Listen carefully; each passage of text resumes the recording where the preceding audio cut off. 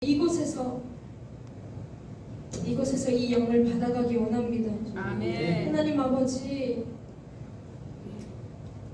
이 교회를 기억하여 주옵소서. 아멘. 하나님 또한 이 시간 주님 연약한 종 이곳에 세우셨습니다. 아버지 하나님 부족한 저일지라도 저희 입술을 통해 하나님의 마음을 시원케 하는 말들이 전해지게 하여 주옵소서. 아멘. 저를 높이는 것이 아니라 하나님 아버지 저의 삶 가운데 인도하시고 역사하신 하나님만을 영화롭게 하는 영광스럽게 하는 말들이 나오게 하여 주옵소서. 아멘. 하나님 저를 사용하여 주옵소서. 아멘. 이 교회를 사용하여 주옵소서. 아멘. 이 시간과 장소를 사용하여 주옵소서. 구별하여 주님께 올려드립니다. 주님 저희와 함께하여 주옵소서. 인자하여 주시고 주님만이 영화롭게 받기를 합당하신 분이심을 고백합니다. 아멘. 하나님 아버지 저희 한 목소리로 한 몸으로 머리 대신 그리스도를 예배하며 이 교회에서 예배 올려드립니다. 아멘. 이 모든 말씀 예수 그리스도의 이름으로 기도드렸습니다. 아멘. 아멘. 아멘. 오늘 찬양부터 해서 저는 이 교회 처음 이제 예배를 드리게 되었는데 이곳에서 솔직히 너무 은혜를 너무 많이 받아가지고 이 은혜가 고스란히 또 이 시간을 통해 이 간증의 시간을 통해 여러분께 한 분 한 분께 빠짐없이 흘려갈 수 있게 여러분 한 분 한 분 축복합니다. 아멘. 네, 제 이름은 정사랑인데요. 이름이 사랑이니까 저 위에 언니 오빠들 이름이 자동으로 믿음 소망이 나옵니다. 그래서 한나 믿음 소망 사랑이에요. 그래서 저희 첫째 언니 한나의 믿음으로 저희 부모님은 원래 한 명만 낳으시려고 하셨어요. 계획을. 근데 저희는 계획대로 되지 않잖아요. 그래서 한나 언니가 어렸을 때부터 동생을 계속 낳아달라고 쫄랐대요. 근데 쫄르기만 했으면 이렇게 한 믿음 소망 사랑까지 안 생겼을 텐데 엄마가 이제 동생들 생기면 동생들한테 관심 더 줄 거고 이제 너만 혼자 사람 독차지할 수 있는 거 애들한테 다 이렇게 나눠줘야 된다고 막 설득을 하셨대요. 한 명만 낳겠다고. 근데 언니가 하나님은 기도하시면 들어주신다며요. 방에 들어가서 기도를 하기 시작했어요. 그래서 기도를 하니까 믿음이 꽁 하고 생기고 네, 소망이 생기고 믿음 소망이 생기니까 이제 사랑이 없으면 안 되잖아요. 그래서 사랑도 생기고 그렇게 해서 제가 나왔는데 이제 솔직히 어린아이가 기도하는 게 지금 저희 어른들 입장에서 그 애가 기도해봤자 그게 뭐 얼마나 알고 얼마나 뭐 경험을 해서 나온 기도일까. 그냥 쉽게 하나님 나 동생 주세요. 동생 생기고 싶어요. 이 정도 기도했을 텐데 하나님은 순수한 어린아이의 믿음을 받으셨던 것 같아요. 그 기도를 받으셨던 것 같아요. 저도 이제 어려서 태어나 보니 선교지였어요. 우즈베키스탄이라는 선교지였는데 이제 클 때까지 잠시 한국에 나오면 이제 제가 해외 생활했던 거를 이제 얘기를 드리면 우즈베키스탄? 뭐 어느 나라예요? 키르기즈스탄 어디지? 카자흐스탄 어디지? 스탄 나라 뭐지? 다들 알지도 못하는 나라에서 저는 나고 자라고 6년씩 우즈베키스탄에 6년, 키르기스탄에 6년, 카자흐스탄에 6년 이렇게 6년씩 지내다가 이제 부모님 품을 떠나서 이스라엘에 이제 유학을 가게 되면서 히브리 대학교에서 이제 공부한 지 벌써 5년이 되었어요. 준비 과정까지 해서 그래서 이제 제가 어렸을 때부터 선교지 해외에서 지내다 보니까 거기에서 지낼 때 저는 되게 그게 얼마나 복됐던 건지 이번에 한국에 오게 되면서 많이 정리가 되기 시작했어요. 그래서 실은 이 앞에 기회를 주신 게 간증할 수 있는 기회를 주신 게 저한테는 제 삶 가운데 임재하시고 역사하신 하나님을 나눌 수 있고 정리할 수 있는 시간이 된 것 같아서 너무 감사드리고 영광인 것 같습니다. 저는 어렸을 때 실은 기억이 날 때부터 엄마가 말씀을 암송을 시키셨어요. 오늘 드바림 하신 것처럼 말씀들, 이 말씀이 얼마나 귀한지 엄마가 이제 사랑아, 이제 어린아이를 낳쳐놓고 이제 사랑아, 신약에서 가장 보석과 같은 성경 책이 있어. 말씀이 뭐냐면 로마서라는 책이야. 이렇게 말씀하시면서 이 로마서를 가지고 6살, 7살 된 저에게 이제 설명을 해주기 시작했어요. 이 로마서는 왜 보석과 같냐면 하나님께서 모든 엑기스를, 신약의 모든 엑기스를 거기에 집어넣으셨대요. 그러면서 이제 알아듣던, 제가 어린 아이가 알아듣던 못 알아듣던 막 설명을 해주시는 거예요. 이 로마서란 책은 사도 바울이라는 사람이 로마에 있는 사람들에게, 로마에 있는 교회에 쓰는 책이야. 근데 그러면은 이방인에게 쓰는 편지니까 이방인이 중점으로 돌아가는 책이어야 되는데 11장에, 로마서 11장을 가게 되면 유대인들에 대한 이야기를 갑자기 하기 시작해요. 사도 바울이 자기 민족에 대해서 막 얘기해요.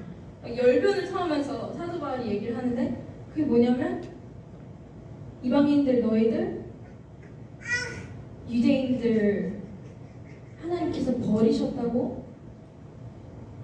심판하셨다고 그렇게 끝내버리지 말라는 거예요. 저는 근데 그 얘기조차도 충격이었던 게, 왜냐면 저는 이스라엘이 예수님이 태어나시고 예수님도 유대인이시고 제자들도 유대인이고 성경의 모든 배경이 이스라엘이란 나라에서, 땅에서 일어나는데 그들이 예수님을 모른다고? 저는 그들이 진짜 지금 어떻게 보면 제사장 나라처럼 제일 예수님을 잘 섬기는 나라라고 생각했는데 얘기를 듣다 보니까 예수님을 모른다고? 하나님만 믿고 있는다는 거예요. 근데 제가 막 그걸 의아해하니까 엄마가, 근데 그게 실은 하나님께서 이방인인 우리에게, 복음이 우리에게 당연히 올 수 있는 게 아니었는데 은혜로 흘려보내시는 섭리 중에 하나가 이방인들의 눈과 귀를 잠시 동안 가리우시며 그 복음이, 사도 바울, 이방인의 사도라는 그 사람부터 해서 많은 제자들을 통해서, 초대교회의 그분들을 통해서 이방인의 함께 흘러왔다는 거예요. 그러면서 부흥이 막 시작됐다는 거예요. 그래서 구약은 히브리어로 적혀 있잖아요. 원어가 히브리어인데 신약은 헬라어예요. 왜냐면 신약은 빨리빨리 그 복음이 전파돼야 돼요. 그 헬라어는 지금 당시로 치면 영어잖아요. 그러니까 영어는 어느 학교를 가든 어느 나라에 있건 영어를 하면 출세할 수 있기 때문에 다들 영어 배우듯이 그때 당시 사람들도 헬라어를 열심히 배워서 막 이제 출세하려고 하는데 그 언어로 신약이 적혀있기 때문에 복음이 빨리빨리 확산되기 시작하고 빨리빨리 이제 에베소부터 해서 빌립보, 골로새, 사도 바울이 계속해서 전도하고 키워낸 교회들이 다 이방 교회들이었잖아요. 근데 그 교회들이 성장하면서 충만해지기 시작하니까 어떻게 되냐면 무시하기 시작하는 거예요. 유대인들 율법을 무시하기 시작. 율법 없어도 구원 받던데 뭐하러 율법 지킵니까? 이스라엘 유대인들 예수님 십자가 못 박은 자들이잖아. 저들은 저주받은 나라예요. 하나님께서 그러니까 사방팔방으로 다 흩으시지. 지금으로 따지면 2000년이 지나도록 유대인들이 집이 없었고 나라가 없었잖아요. 국가가 없었죠. 이스라엘이란 나라가 없었는데, 그러니까 저절로 우리 이방인들한테도 이스라엘 필요 없는 나라구나, 유대인들 필요 없는, 하나님께서 벌하시고 심판하시고 미워하시는 나라지 굳이 우리가 이렇게 지체할 필요도 없구나 하면서 이제 이방인들만 잘 먹고 잘 살려고 교회를 막. 근데 그들에게 사도 바울이 마음 아파서 얘기하는 거예요. 하나님께서는 유대인들을 결코 버리시지 않아요. 결코 버릴 수가 없다. 만약에 하나님께서 이스라엘 백성을 택하셨다가 버리시는 분이라면 두 번째로 선택한 이방인 너희가 잘못하면 당연히 버리시죠. 그렇게 버리실 수 있는 분이라면 이방인 너희도 언제 버림받을지 모르는 그 두려움 속에서 살아야 한다는 거예요.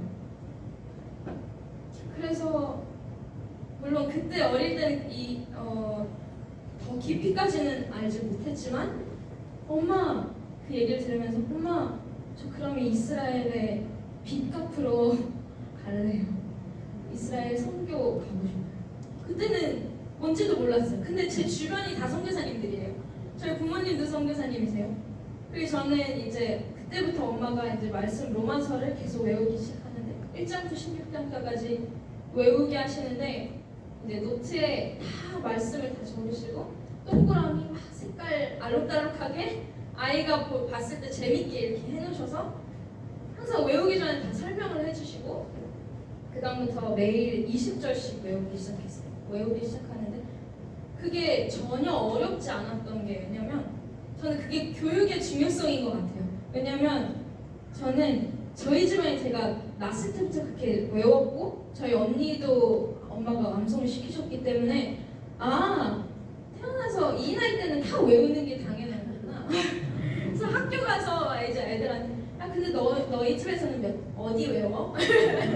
어디 성경 외워? 어떤 말씀이 막 은혜로웠어? 막 이러고. 근데 다행히 또 제가 다녔던 학교도 선교사 자녀 학교여서 이제 일주일씩 외워야 하는 분량이 있었어요. 근데 그때는 이제 의아했죠. 나는 하루에 20절 외우는데 쟤네는 왜 일주일 동안 막 10절 외우는 것도 힘들어하지? 이랬었어요. 그래서 그러니까 다른 게 아니라 그냥 그게 당연했어요. 저한테 당연한 거여서 당연하게 그렇게 외우다 보니까 엄마가 이제 하나씩 로마서가 끝나니까 하나씩 집어 넣으시는 거예요. 에베소 홀로새서 이렇게 집어 넣으시다 보니까 한 7년쯤이 지나니까 제가 신학을 다 외웠어요. 근데 저는 그게 큰 일이고 이게 아니었던 것 같아요. 그냥 일상이었던 것 같아요. 하루에 외우는 게.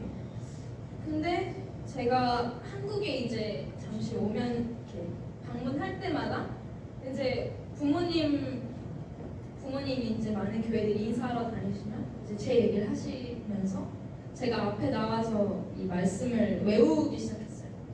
이제 로마서 1장 이렇게 외웠는데 너무 감사하게도 이제 많은 분들이 은혜를 받으시고 칭찬을 해주시는데 저는 그게 그렇게 대단한 건지도 몰랐는데 막 칭찬을 해주기 시작하니까 어느 시점에는 제가 외운 게 조금 부담이 시작했어요. 나는 별거 아닌 것처럼 막 사람들이 너무 크게 봐주니까 이게 이 무게가 조금씩 느껴져서 큰일일 수 있겠다. 근데 저는 저를 알잖아요. 제가 그렇게 대단한 사람이 아닌 그 실체를 아니까 그게 막 무거워지기 시작한 거예요. 왜냐하면 그러면 사람들이 저를 볼 때마다 뭐라고 하냐, 창세기 몇 장 몇 절 되면서 외워보래요. 근데 저는 그렇게 외우려고 외웠던 게 아니기 때문에 바로바로 생각이 안 나고 뭐 외우면 에이 그럼 안 외운 거 아니네 이렇게 말하시고. 근데 어릴 땐 그게 저한테 상처됐던 것 같아요. 그래서 이제 어느 순간부터 제가 말씀을 외우는 거를 말하고 다니지 않았어요. 그냥 말하면 다들 이제 외워보라고 하고 막 그랬기 때문에. 근데 너무 감사하게 어떤 분을 통해서 이제 그런 상처를 받은 이후에 이제 집에서 부모님이랑 이제 같이 기도를 하는데 기도하는 중에 하나님께서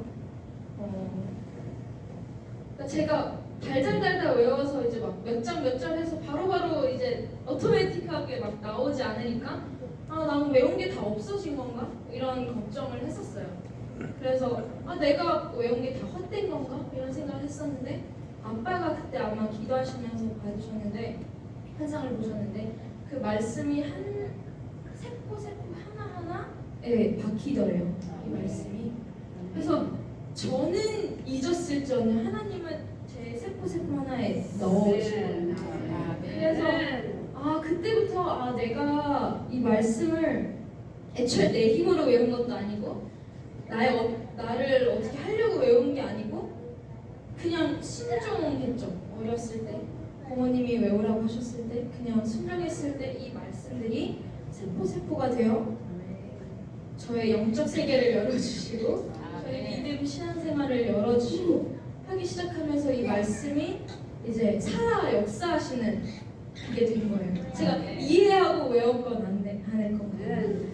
그래서 근데 그거를 제가 이번에 한국 왔을 때 더 알게 되었어요. 제가 말씀 외운 이게 얼마나 보석과 같은 거였는지.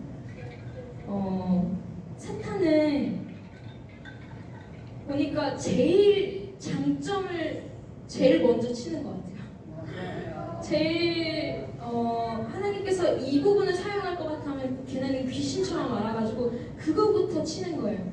그래서 네 귀신이니까 귀신처럼 그것만 치는 거예요.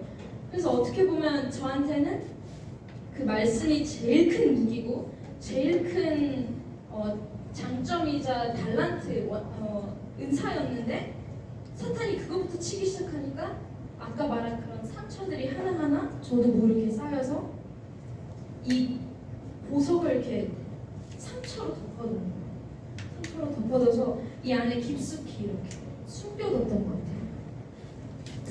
근데 제가 아까 자아가 죽는 게 제일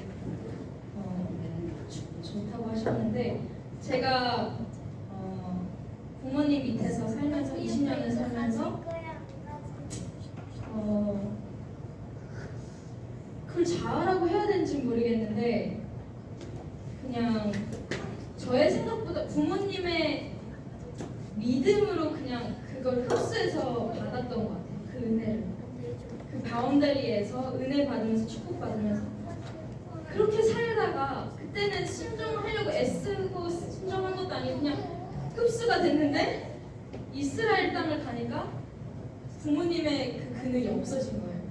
저 혼자 남게 되니까 이게 계속 공급되던 그 은혜와 공급되던 그 축복이 뭔가 사라진 것 같고 그러기 시작하면서 코로나가 막 터지고 하게 되면서 이스라엘이 또 예루살렘이 특히 어떤 땅이냐면 근원을 드러내는 땅이래요. 이스라엘은 예루살렘은 특히 그 영적으로 이렇게 모든 신이 다 모여 있어요.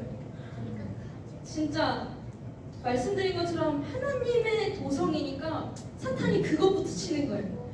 온갖 이단을 다 오고 온갖 이슬람, 무슬림 다 오고 카톨릭도 다 오고 진리를 분별하지 못하게 하는 것들이 다 거기 모여있어서 되게 한탄하고 그 영이.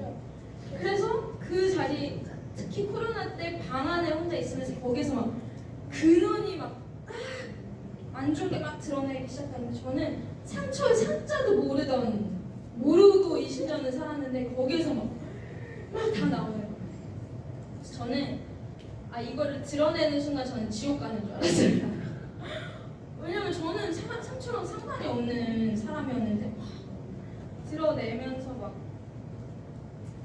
제 상처도 다 직면하게 되고 제 문제들도 다 직면하게 되면서 제 자아를 찾게 해주셨어요, 하나님이.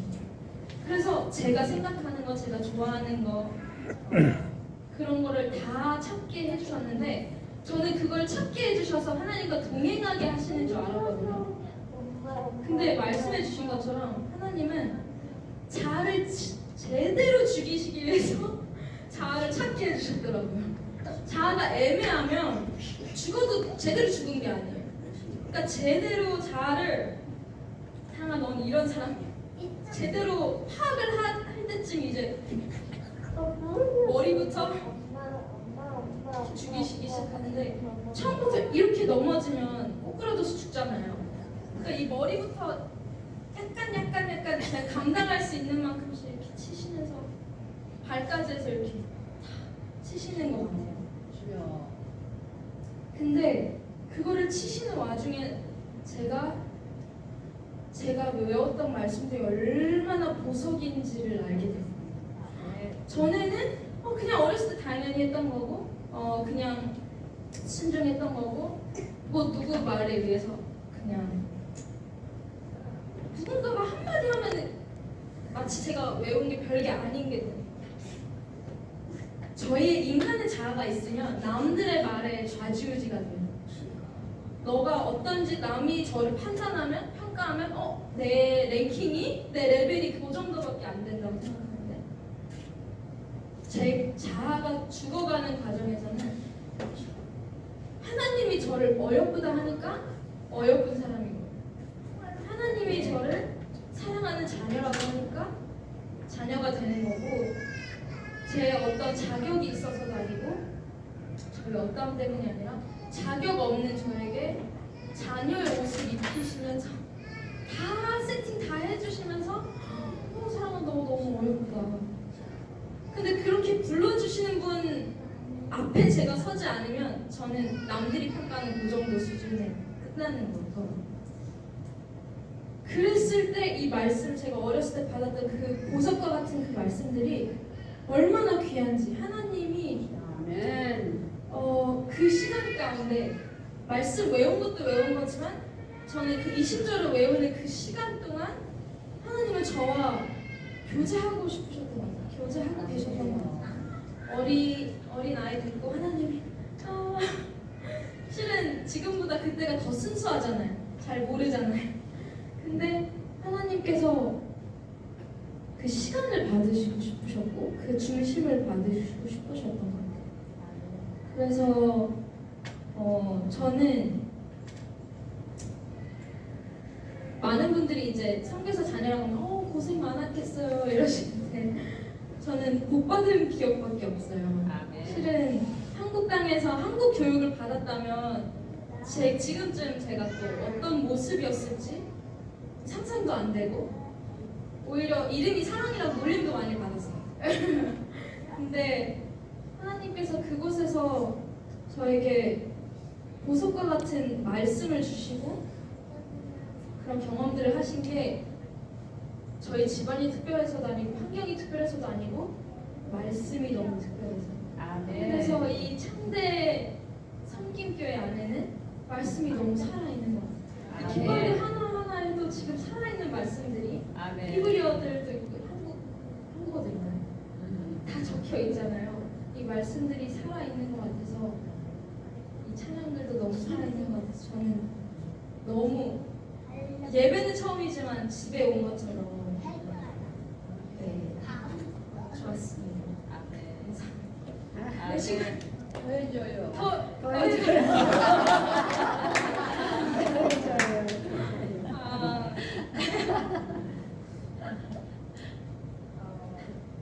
성령이 강을 네. 저희 집이 또 토요일만 되면 원래 이스라엘 선교지에는 그 한글 학교가 있어요. 그래서 그것에서 한국어 까먹지 말라고 그런 한글 학교가 있었는데 저희 집은 한글 학교 보는 시간이 아깝다. 왜냐면 거기에서도 이제 한국에서 교과서를 받기 때문에 한국의 교육을 또 받는 거예요. 똑같이 받는 거예요. 그래서 이제 부모님이 토요일날 아이들 학교 못 가게 하고 아침 9시부터 저녁 9시까지 기도 훈련을 시키기 시작했어요. 그래서 보통 솔직히 혼자 기도하면 10분, 20분도 길잖아요. 긴데 아침 9시부터 저녁 9시까지 기도하는 게 하나도 지루하지 않았던 이유가 다른 게 아니라 기도하면서 저희가 저부터 그리고 작은 오빠 그리고 큰 오빠 환상을 한 명씩 열어주기 시작하셨어요.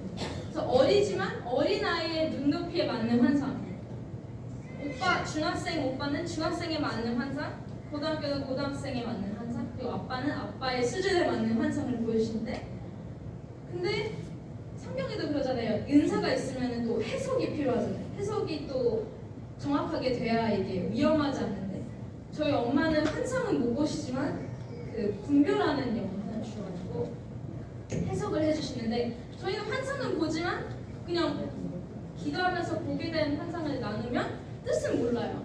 근데 엄마가 하나씩 풀어주시는데 어린아이, 중학교, 고등학교 그리고 저희 아빠까지 본 환상이 다 똑같은 거예요. 퍼즐처럼 맞춰지는 거예요. 그러니까 그거를 경험하니까 기도가 너무 신나고 재밌고 안 끝났으면 좋겠고 그래서 9시가 되면 벌써 끝났어. 벌써 잘 시간이야. 이럴 정도로 이제 기도를 하는데 그 기도에서도 저희의 모습은 용사인 거예요. 그러니까 용사여서 진짜 자격이 있어서 용사가 아니고 출애굽하자마자 이스라엘 백성 하나님 용사 군대라고 부르는데 하나님께서 하나님이시니까 하나님께 기도할 때 저에게 무기를 하나씩 주시고 전쟁에 승리하게 하시는데 이 깃발들도 실은 승리의 깃발이잖아요. 다른 게 아니라 승리의 깃발인데 그래서 이제 기도하게 되면서 저는 무기가 뭐였냐면 꽃가루였어요. 그 꽃가루 이렇게 뿌리면 저는 막 무기라고 하니까 막 칼싸움하고 막 그런 것도 있지만 꽃가루 하나 뿌리면 그냥 악한 영들이 막 하면서 가는 거예요. 그리고 어느 날은 예를 들면 어떤 때는 저희가 어느 시간 동안 기도를 못했던 때가 있어요. 그러면은 다시 기도하러 이제 환상을 보게 되면 천사들이 거짓골이 되어 있는 거예요. 천사들이 저기 막 앉아서 이제 할 일이 없으니까 전쟁을 안 하니까 이렇게 불쌍하게 처량하게 앉아 있어서 천사들아 왜 그래 하니까 기도를 빨리 해서 전쟁에서 우리 이제 용사가 명령을 해야 천사들이 움직이는데 명령을 하지 않고 기도를 하지 않으니까 천사들이 거짓처럼 있는 거예요. 근데 다시 기도를 재개하면서 막 기도하니까 다시 살아나서 다시 무장하고 다시 천사들이 역사를 하는 거예요. 그래서 이게 영적 세계, 영적 전쟁이 진짜 우리 눈에 보이지 않지만 영의 세계는 계속 일어나고 있고 영적 전쟁은 계속 일어나고 있구나. 그래서 요즘은 또 메타버스라고 해서 가상 세계를 만들잖아요. 가상 세계에서 이 현실에서는 꿈꾸지 못하는 것들을 꿈꾸게 만들잖아요. 근데 그것도 얼마나 허구고 얼마나 영적 세계를 모방하고 싶었지 사탄이. 계속해서 이 사탄의 이 세상의 사람들을 또 특히는 다음 세대들 계속 미혹할 거리들을 계속 주는 것 같아요. 근데 실은 기도하려고 그 자리에 앉고 하나님께서 그 영을 부어주시면 그곳에서 메타버스 이런 거 굳이 비싼데 안 사도 되고 거기에서 그냥 기도하는 그 자리에서 하나님이 영의 눈을 열어주시고 영적 전쟁들이 일어나는 거예요. 그래서 여기 너무 아름다운 강세들이 있는데 이 아이들도 이 영의 눈으로 이 세상을 바라보고 이 말씀을 보석으로 담고 살아갈 수 있도록 축복합니다. 아멘.